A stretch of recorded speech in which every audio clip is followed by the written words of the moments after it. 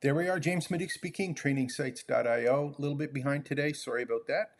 Do live sessions every day, out of town today, so we got a little bit of a different setup, but I hope you're gonna like this video. What I'm gonna do today is I'm gonna show you, or kind of put it in a framework that you can understand.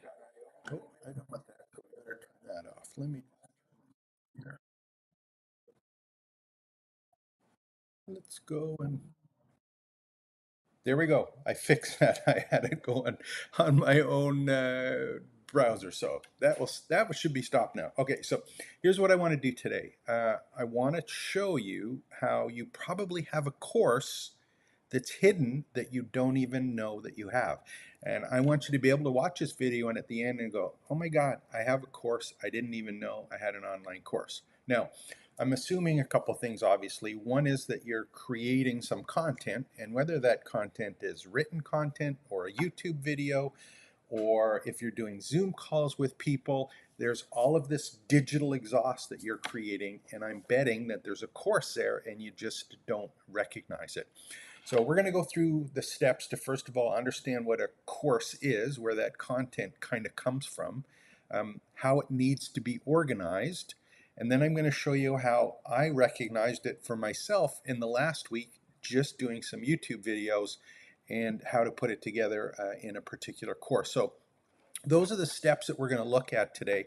Um, this whole thing with creating online courses, and I've been talking about AI prompts and ChatGPT and all these different AI tools that can really, help you out, get going with all of this stuff. It's all about uh, capturing your digital exhaust, and more importantly, understanding kind of the pieces that are involved here. So I'm going to use a mind map that should help us along so that you can see it. And here's my trusty mind map that I always use, and it's hidden courses from prompts. And again, I've been doing YouTube videos, and I have a whole series, about 70 of them right now, about using ChatGPT and creating online courses. So if you haven't liked and subscribed to the channel, please do. I'd love to have you as one of our subscribers, being able to enjoy some of the stuff that's we're sharing there. So you've got your digital exhaust and that content. And again, it can be YouTube videos, Zoom calls, stuff that you're creating with ChatGPT, all of the content that you actually create from any of the prompting that you've been doing in any of these tools. That's an opportunity to capture it. And more importantly, it's like you're thinking about, how can I sell something? How can I generate some revenue from what I'm already doing? Well, let's go take a look and see where that kind of fits in. So, the first thing I want to talk about in this whole kind of main things is that if you are wanting to create a course, or you're thinking you're creating a course, if you are a content creator, you have kind of two different kinds of content. One is like entertainment, and the other one is educational. These are my opinions. So there's variations of that, but at the end of the day, it's like, how do I entertain someone with a video on YouTube, or how do I educate people in some way or fashion? So I'm assuming that you're looking at the educational side of this, not of the entertainment side.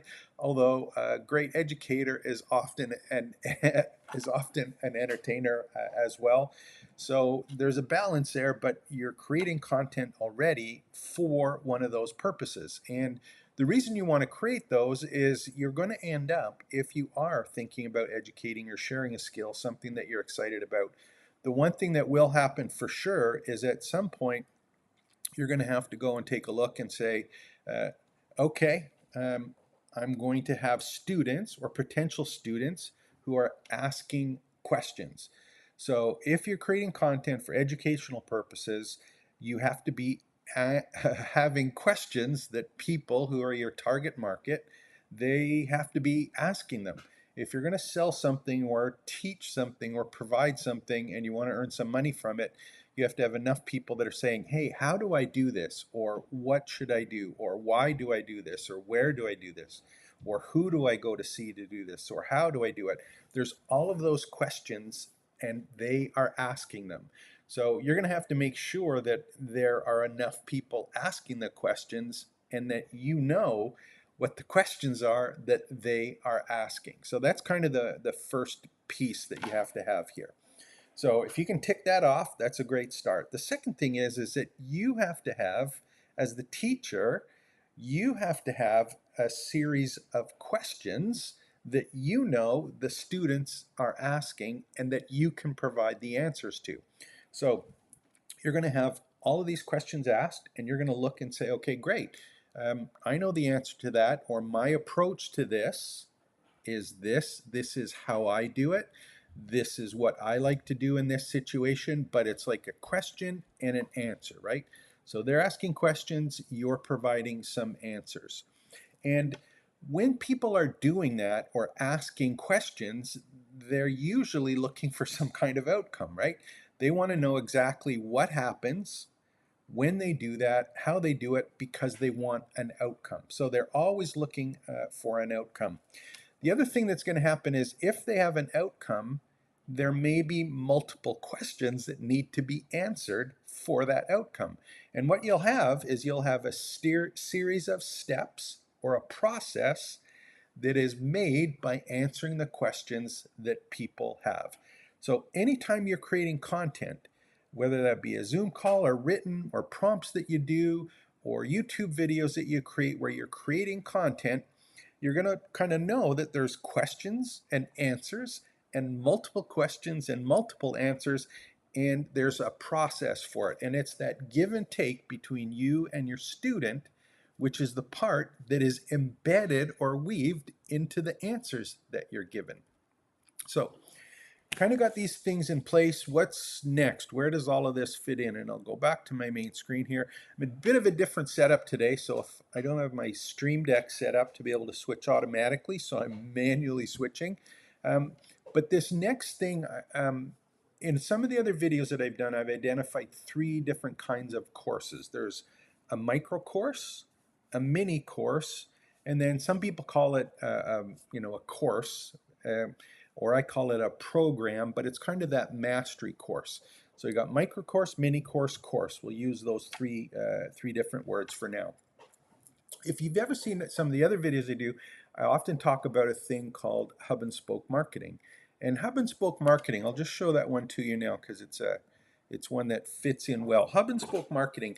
I'm a big fan of hub and spoke marketing for your course and content business, but it works really well when you're taking a look at what is a course? Like, how does this course actually work? And if you take a look at your kind of the way that this works for courses, there we go. Let me just make sure I got a clean one. So if you take a look and you say, okay, here's my big course, and you might say, here's my mini course, and here's my micro course. So this one's the course. Make sure we're writing there. We got a mini and a micro course. So we've got these 3 kind of levels of courses. If you are building an education business, what you want to do is you want to make sure that that main course has a whole bunch of topics that are about that outcome or that thing that you're promising people, right?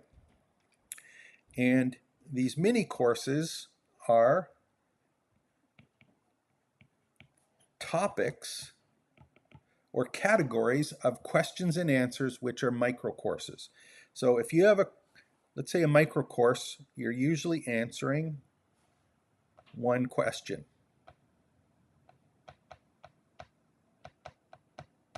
So hopefully you can see that a little bit. So it's like one question. A micro course is just one question.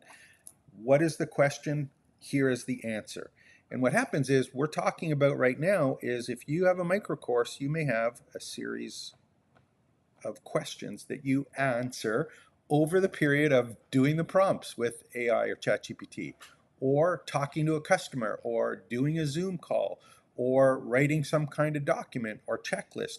But it's answering each of those little pieces are answering a specific question, and you may find that you have a whole bunch of those questions that are in a specific topic.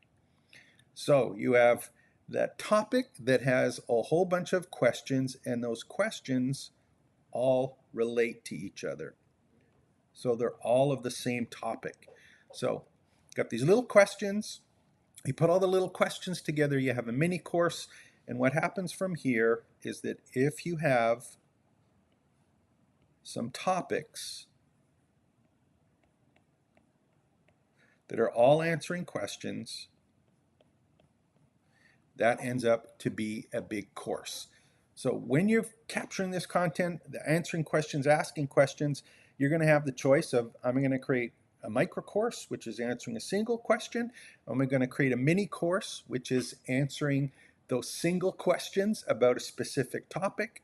And then am I going to have a big, huge program or a big, long course, which is all sorts of topics in a particular process that are put together. Okay, so that's kind of where that fits in. Where's the course? If you look at single question, it can be anywhere from 15 minutes long to 20 minutes long. It includes content that you've created, maybe some questions and answers, some case studies, a handout, but it is a micro course. It's something that is there.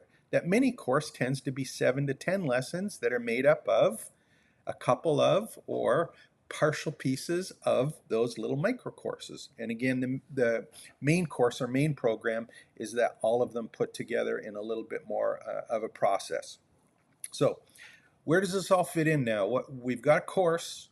I'm not talking about prices and things like that, but you kind of think, okay, I want to have some kind of at least a micro course. I want to earn some money. I want to be able to charge for it. How do I actually do that and put that together?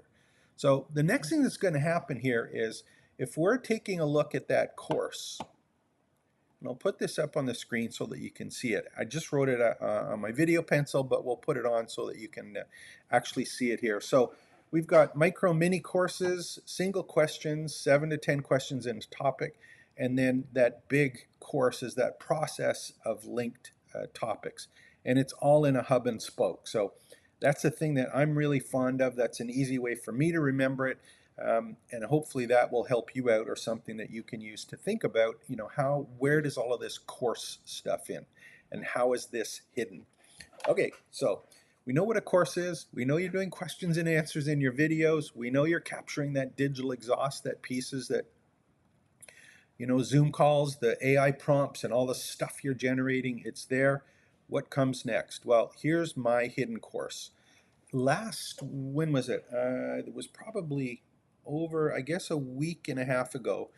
I started getting a bunch of questions from people about using ChatGPT and Claude and creating online courses, and I was getting a number of questions. And I started writing the questions down, and I was kind of thinking, what's the best way to answer this as it goes into creating online courses. So, you start writing down all of these questions. And of course, what I did is I said, well, you know what? I better answer a question on YouTube. I do these sessions live every day. The whole idea is to answer some questions, right? So I started answering the questions, and some of the first ones that I came up with were ones about, I'm going to create an online course. How do I actually prompt? Like, how do I use ChatGPT? How do I use Claude? And these were the things that came up first. So I basically created a prompt or a series of prompts and shared them on YouTube videos about how to create an online course with ChatGPT. What do you actually do to prompt to get a course? How does that fit in? So I answered a specific question. I did a YouTube video on it. I ended up that I had to have a mind map because I organized stuff in my head. I had a whole bunch of prompts that I used when I was creating the content for the YouTube video, but I had a whole bunch of digital exhaust answering a specific question. People were asking, they saw the video and they said, well, you've used it, like, how do you know there's sometimes you did this way to ask a question of ChatGPT, sometimes you did it a different way. And I was thinking about it and I said, well, yeah, there's kind of some different styles of prompts, are there? So I took a look and I said, you know what, let's take a look at the different styles of prompts. And I came up with actually 4 that I did in a video. There's a 5th one, which is in another separate video, but I came up with 4 styles of prompts: conversational prompts, user role prompts, chain prompts, mega prompts, and there's another one called meta prompts, which is in another video. But there was 4 styles of prompts. So I did a YouTube video up, right? And it was talking about answering the questions, what are the different styles of prompts? And the next thing that happened was that I did that video and I got some feedback, and someone asked, well, I have a physical course, or I'm doing my research for the course. What prompt should I use? Or I want to write the actual course content for my lessons and my topics, or I want to create a quiz. What kind of prompt should I use? So I did another YouTube video that was saying, okay, if you're doing research, use conversational prompts. If you're creating your course content, use mega prompts and chained prompts. So I did a chart up, but I answered a question on which style of prompt to use in which particular part of creating content. So it's kind of the first three combined, right? And then after that, someone said, well, I've already made my course now, but I have to market it. So what prompts can I use to market it? And I need to do email marketing for a launch program, and I need a description that I'm going to use to sell my course, the sales page. I'm going to need emails to send out. I want to have some ideas on what social media posts I should use, all sorts of things to think about there. So, of course, what I did is I said, well, you know what? I better answer that question in a YouTube video. So what I did is I created a list from my campus blueprint, and I took a look at all of the different pieces of selling online courses, starting, building, and growing your education business. And I said, okay, here's a listing of all sorts of prompts in each part of your business. I created them, I did a video on them. So we've got another couple questions. Everything's put together here. And someone said, well, you know what? I really, really, really like all of this ChatGPT stuff. It's great, but it doesn't sound like me. It's kind of robotic. I don't want it to sound like it came from ChatGPT. I want it to sound like it came from me. So, question, do up a YouTube video. How do I make it sound authentic? How do I make my course content that I'm generating, how do I make it real? It's coming from me, a human, not from a machine. So of course, what I did is we did up a video, or I did up a video on how to make your responses from ChatGPT authentic, or come across as authentic. And we went over 5 different kind of pieces that were there that verified that the content you were getting was coming across in your tone, in your style, in your cadence, and the way that you speak, as opposed to one that's easily identifiable by someone as something that's made by, not by you, but it's to make it look like your course based on your experience and all the stuff that you've done. So we did that one. It was great. And then someone else said to me, and they went, you know what? That's great, but it's still not kind of what I want. It's not quite there. And I was taking a look at what we were actually doing when I was creating courses, and there was a couple kind of weird prompts that were not in that style of prompts, but they were a type of way to ask questions in the part of the process that was unique, or not something that you normally see online. And a couple of those, just for example, um, they're wrap up prompts. It's like, is that the best you can do? Is that the best you can do? Or what do you think about that? Or what would you do if? So these were kind of wrap up prompts that I'd put together, just to kind of go and play around with this one and have it so that at the end of the day, I had answered a bunch of questions. I'd answered questions on how to prompt for online courses, what the different styles of prompts were, when to use each style of prompt, what were the prompts for all parts of your business, all parts of your education business, not just the course, how do I make things human, and then how do I wrap stuff up to make sure that I haven't forgotten anything, or that I have looked everything at a way that is taking me out of my bubble and expanding my knowledge and applying it to all of these new tools that we have. So at the end of the day, of course, what came up was I'd answered all these questions, and someone said to me, well, if we could put those together, how would it work? And that's when I came up with, I said, well, I better have a little bit of a process put together so that people could understand what it is that happened during all of this ChatGPT stuff and creating online courses. And I came up with a framework called Teach. And of course, I use ChatGPT and Claude to create this, but it's a really, really good acronym that helps or guides you through this entire process. So, what is it about? This whole thing about Teach, and I did a video on this, of course. I'll just make it a little bit bigger here and put it in the middle of the screen. It's about, if you're going to create an online course, you're going to have to make sure that you've targeted specifically the questions, problems, the issues, the stuff, and the outcomes that the people you're going to create a course for, that they had. You're going to be in a situation after you know who they are. You want to expand the big picture and make sure that the content that you have and that you're going to share covers those particular answers and any other ones that you may not have thought of. So you want to have a nice big picture of what a course would be and now who it's from. So we got a target, we've got it expanded, we've created kind of a syllabus from there, but after the syllabus, you have to figure out and say, okay, well, how can I adapt what I have or actually put together all of the information that I have to fit into the syllabus to answer the questions that people have. So you need to adapt it. Adapt your style, adapt your content, and have it in a way that you know is going to be able to provide the outcome that you're promising someone in this particular course that you're creating. After you've kind of adapted it and know I need to do videos, or I need to have checklists, or I need to do a certification, I need to have assignments, you know how it needs to be presented and what content needs to be presented, you're going to have to curate all of it and put it into some kind of process or steps that are actually teaching someone or having someone guiding them through the process with your information and giving them the outcome that they wanted. And finally, at the end of the day, you're going to have to hone things, because a course is not stagnant.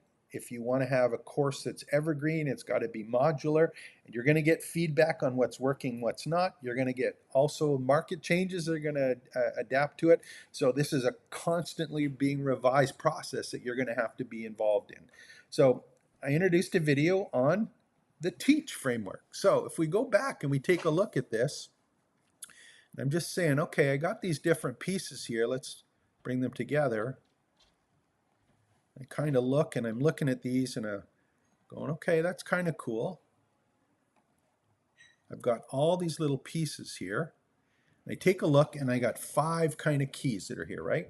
5 main things that are coming up here. So if I look at that now, and I'm thinking, oh, I've got this content here, what do I do with it? This Teach model is a reflection of the process of the videos that I did on YouTube. This is a course now. I have all of the content in the answers. I can use AI tools like ChatGPT to do a transcript of it, rewrite it, use the actual videos that I've created, just edit the videos that I created. And these can be Zoom calls, remember? It can be you in front of your smartphone. It doesn't really matter. If you've just recorded something and you've answered questions, there is a course in there if you can provide some kind of outcome or answer a series of questions for people to give them the opportunity to learn something they didn't know, or more importantly, to do something that they couldn't do before. Okay, so this is like a super, super, super exciting time, because you have a situation now where you can share a lot of what it is that you know to people or with people. Make sure I got my mouse move over here. and and it's something that you did by mistake. But you can take this, put it into your online learning campus or your website, use some of the other tools that I've talked about, a training site, but you have the course content and you can sell this because you've answered questions for people that have them, and you've shown them how to put it together. And if they do, they're going to be able to do something at the end, which in this case is use AI to teach what it is they know to build an online course. So what do you need to do in this? What needs to happen for you to make sure that you take advantage of this and make sure you do everything correctly? So here's the big thing that I want you to keep in the back of your mind. What you need to do to start off with is you're going to have to make a list of all of the questions that you're being asked. So if you know in emails or conversations or calls or things that are in your market, the interactions that you have with your customers, you're going to say, okay, great. What's actually happening here? What are the questions that I am being asked? After that, you're going to have to take a look and write down those questions. Just write them down. After that, you're going to take a look and say, okay, I've got these questions that have been asked. These are the ones that I have answered. And have you answered them in a written document, in a phone call, a Zoom call, a video that you've done, but have you answered those particular questions? After that, what you're going to do, and I'll just do this on the fly here, is you're going to take a list of these questions you've answered and you're going to organize them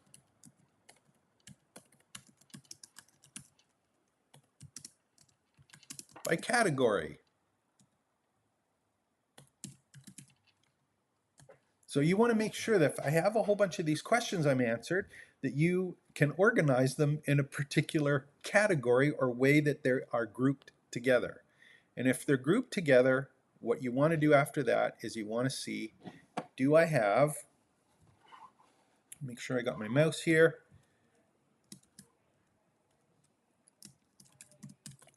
can you put them into a process or steps? So if you can put them into a process or steps, you now have a mini course. So micro course, you technically have those list questions and answers. If you have some big ones, you can actually create a mini course.